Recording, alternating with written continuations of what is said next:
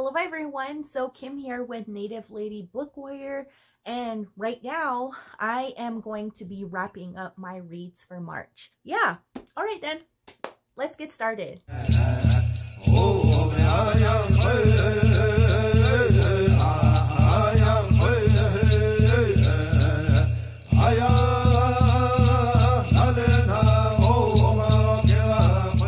Get this out of my way for a minute. Sorry. Okay. Okay, good. I read, let's see, 1, 2, 3, 4, 5, 6 books for March. And wow, I enjoyed every single one of them. As you know, for the month of March, I was doing something called Kim's Journey of Genres. And unfortunately, I wasn't able to hit all the genres, but the genres that I covered for the month of March were fantasy, sci-fi, romance, dystopian, horror, non-fic. Yes. Yeah, those are the genres that I successfully read in March.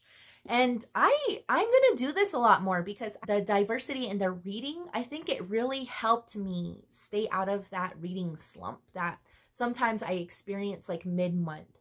So I feel like if I didn't have so much work going on for the month of March, I think I would have been able to read every one of those reads. So yeah, so I definitely have to do this again. Maybe it's something I do maybe 4 times a year or something, but yeah, I enjoyed it. It was fun. The first book that I'm going to be telling you about that I read for the month of March was The Lesson by Cadwell Turnbull. Whoa, this book was really good. So this book is about this alien race called the Ina, and they land in the Virgin Islands.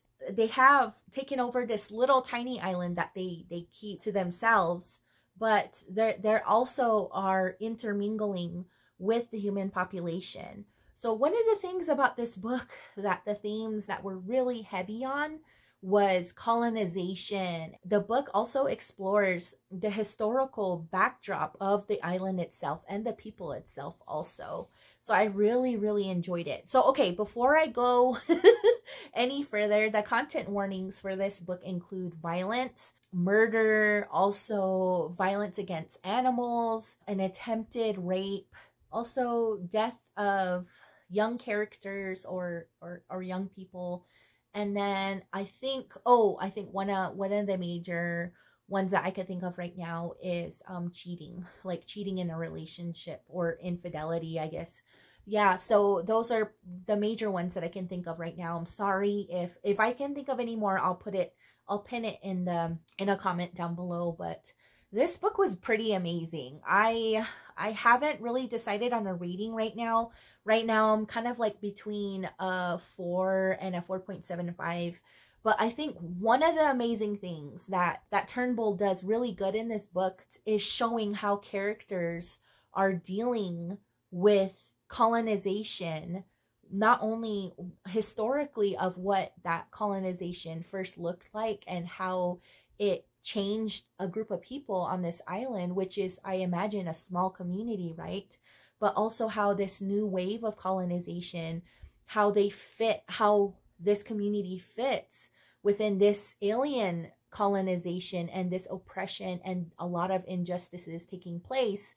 And it feels like the world has just basically left them to deal with this situation on their own. One of the things that I really enjoyed about this book was the multiple POVs, so the multiple perspectives, and some of the character development wasn't as explored as much, but there was other characters that really shined in this book and that I really appreciated and that I enjoyed.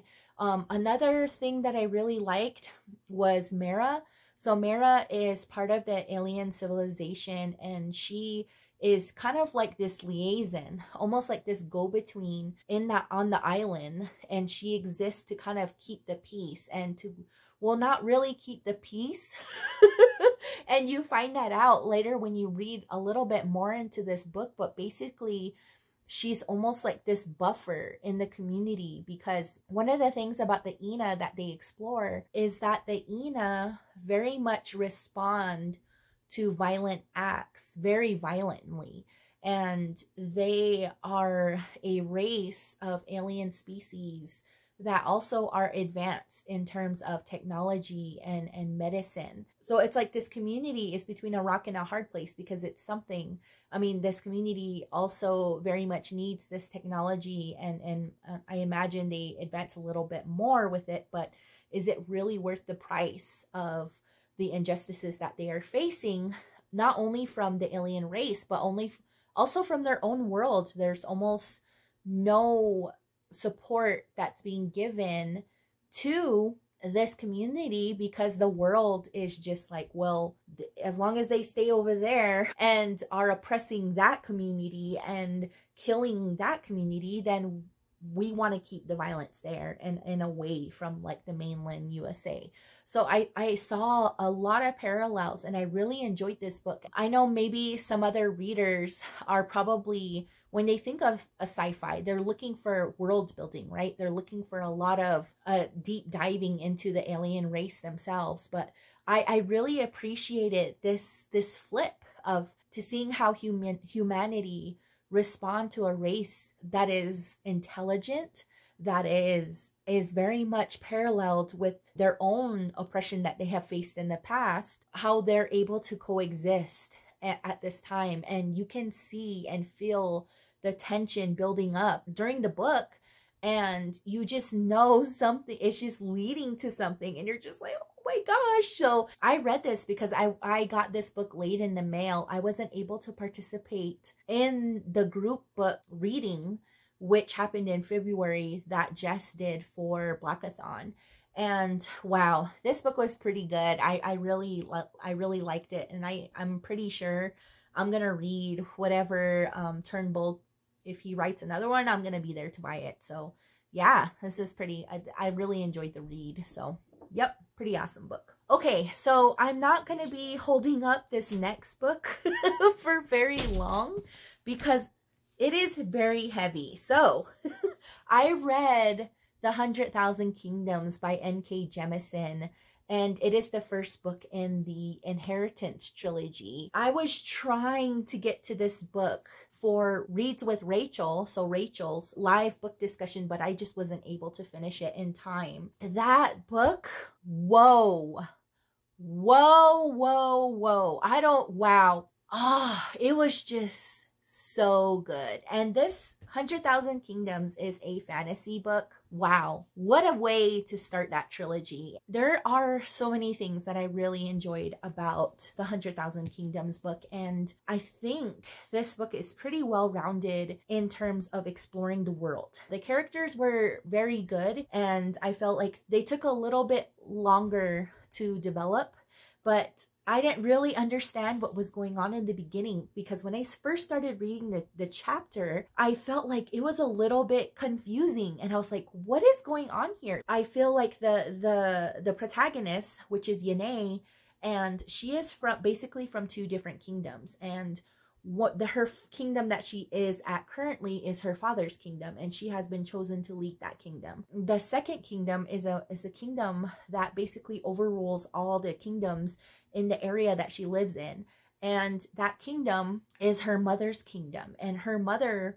was heir to this kingdom. Her mother left to go marry her father and left the kingdom, and then left basically this really complicated mess back in that kingdom, because basically they're trying to choose now who is going to rise to be the next person as heir of not only that kingdom but all of the kingdoms overall. I'm not going to go too much into depth with my wrap up, because I have decided I am going to review this book, but I really enjoyed it. I gave it 4.5 stars, and one of the things that I've been hearing is that her later books are incredible. I can't wait to read my next N.K. Jemisin read. One of the things that I was thinking of in terms of content warnings is, at this point, is major violence and death.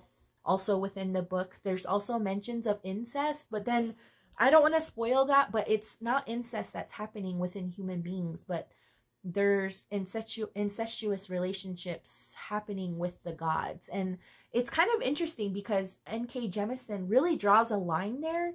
she definitely separates the two and tries to get us to understand that these characters that are having relationships with one another aren't human.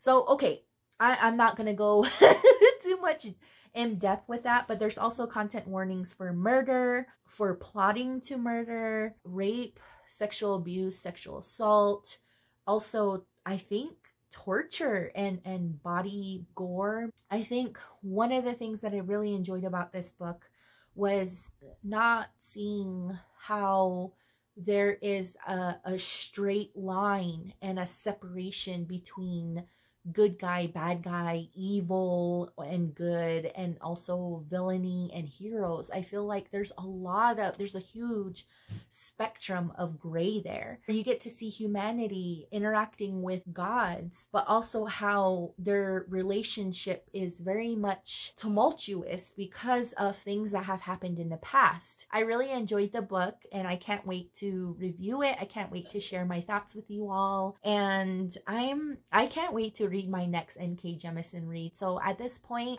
at first I was kind of teetering on 4 stars, but after I read this book, there was just so much that stayed with me. And then when I was going back to review my notes for this wrap up, I was like, wow, I didn't realize how much I enjoyed it. Yeah, I can't wait to read the second book. And yeah, 4.5 stars, people. The 100,000 Kingdoms by NK Jemisin. Pretty awesome. So the book that I read for the month of March was Moon of the Crusted Snow by Geshek Rice. And wow, I think this is probably the 4th time that I read this book, and I have reviewed this book. I have discussed this book. So this was a book club read for the month of March for Bookstagrammer book club called Well Read Native. What I really also loved about the discussion for this book was we also were able to have a discussion with the author himself, and it was pretty awesome, and I really enjoyed it. Rice is such a very down-to-earth person. He is an Indigenous author from the Wauksesing First Nation in Canada. And I thought this book, I think every time I read it, I feel like I find there's different parts of the book that just really captivate me, that really bring me in, that really makes me sit with passages or just characters Rice mentioned in the questions that were being asked of him during the interview or during just the Q&A with the author. Was that he stated that culture is a huge major influence for him and then also for his writing. So and then just hearing him talk about that was pretty incredible. So yes, this was again, I think this is probably just going to be one of those books that I just reread annually. So, or maybe just whenever I'm in a reading slump, because it's just so good. Even though there's times during this book where there's things that aren't happening right after another, right? But I feel like that is very much intentional. When we live through life, we don't think of things so linear. We think of things of the significant moments, of moments that have changed us and moments that have really developed or inspired us to be who we are at this present time, and then encourage or motivate us to be who we want to be in the future. And I feel like that's how this book was written, or that, in my opinion, I feel Rice purposefully wrote the book that way. Yes, so this is the 3rd book that I read for the month of March, and thank you, Well Read Native. Pretty incredible read. Pretty awesome. Alrighty, the 4th book that I read for the month of March for Kim's Journey of Genres was a romance read, and that is Pamela Sanderson's Heartbeat Braves. Pamela Sanderson is an Indigenous author from the Cook Nation, and wow, this book was so good. I was expecting something really different when I read this book, and it was just so good. I feel like this is kind of going to start off my journey in including more romances in my TBR and in my library. But one of the things that I really liked about this book was the inclusion of culture and also what drives and challenges and dreams that urban natives have. Even the relationship and the family dynamic between indigenous nations. Because when we're in the city, sometimes the city can be a pretty lonely place if you aren't connected with community. So this definitely fulfills one of those workplace romance tropes, and I can't wait to review this book. I know Erin from Erin's Library has been saying this series is pretty incredible and that she really enjoys it. And I think what I also really liked about this book, because a lot of the times when you see me reviewing books or talking about reads on my channel, it's usually reads that really cover the hard topics and the challenges of indigenous communities. Even though those reads are really essential, they're really should be explored, because of all the different challenges that we have are very much rooted in historical violence and settler colonialism. But I feel like reading about indigenous joy and romance and just family was just something that I enjoyed very much. I also participated in a live show discussion with Beautifully Bookish Bethany and also Michelle from Thor Wants Another Letter. I'll link that video down below if you want to go check it out. And we actually discussed this book. So I'm probably not going to be doing a discussion on this book. I'll probably end up just linking that video, but I don't know. I haven't really thought about it yet, but we'll see. We'll see. But I'm definitely going to review this book. This book is pretty good. And I can't wait to read the second one. And I'm definitely sure I'm probably going to pick up the rest of the series. I think there's 4 books in this series. So this is the 4th book that I read in March. Okay, the 5th book that I read for the month of March is Braiding Sweetgrass, Indigenous Wisdom, Scientific Knowledge, and the Teaching of Plants by Dr. Robin Wall Kimmerer. I was sent this very beautiful finished copy by Milkweed, and wow, this book is so beautiful. But I absolutely loved this book. I don't even know how I'm going to review it without jumping into an easy half-hour to hour discussion. I definitely think my discussion video for this book is going to be pretty long, and my book review, I don't know. We'll see if I can chop that book review down a little bit more. I feel like this should be a necessary read for everyone. I want to thank Robin Wall Kimmerer for this amazing work. The way she is able to weave indigenous knowledge, storytelling,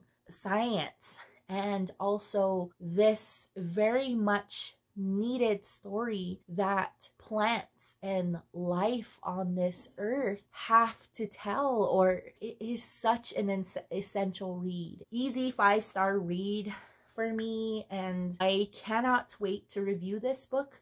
So I'm gonna stop talking about it now so I can continue on with this wrap up. But I'm gonna be definitely reviewing this book pretty soon, and I already have so many notes on this book, and especially when I think about the parallels that exist between Robin's culture and the teachings in her indigenous community and my own. There's just so many parallels there that we share, so much concepts and even teachings and values that we share, and I'm sure many other indigenous communities share when it comes to this read. So I can't wait to share my thoughts on this book, and yes, definitely go check this out. The last book that I read in March is a horror book, and I read Stephen Graham Jones' Night of the Mannequins. Wow, where do I start with this book? This book was really good. I really enjoyed it. I'm still not sure where I sit with the rating right now, because I think I have to go through all of my notes when it comes to this book. When I think about other reads that I've read by Stephen Graham Jones, like Mongrels or The Only Good Indians, and then also Mapping the Interior, and I think about what I rated those books, I'm still kind of like jumping around, but I'm definitely going to review and discuss this book because I really enjoyed it. It was pretty scary. It kind of freaked the crap out of me, and I can't wait to share those thoughts with you. So, but maybe when I start looking at all the notes, then I'll definitely have a rating by then. But this book was pretty incredible. And one of the things that I also enjoyed about this book was just, again, I mean, Stephen Grant Jones definitely knows how to get you into the mind and the chaotic mind of a character. So I think in terms of that, I think I'll just leave it there. So, yep, these are, I really enjoyed the diversity of genres that I read for this month. It was a lot of fun, and I'm definitely gonna do it more. And yeah, so these are the books that I read for the month of March, and I really enjoyed my monthly Kim's journey of genres, and I'm definitely gonna do it more. I will ask you this: if you were to jump outside your comfort zone, which genre would you jump into? So yep, that's Kim's question of the day. So, all right, y'all, I'm going to be going to bed very soon, and I shall talk to you all later. I hope you are all well, hope you are all safe, and I'll see you next time. Bye.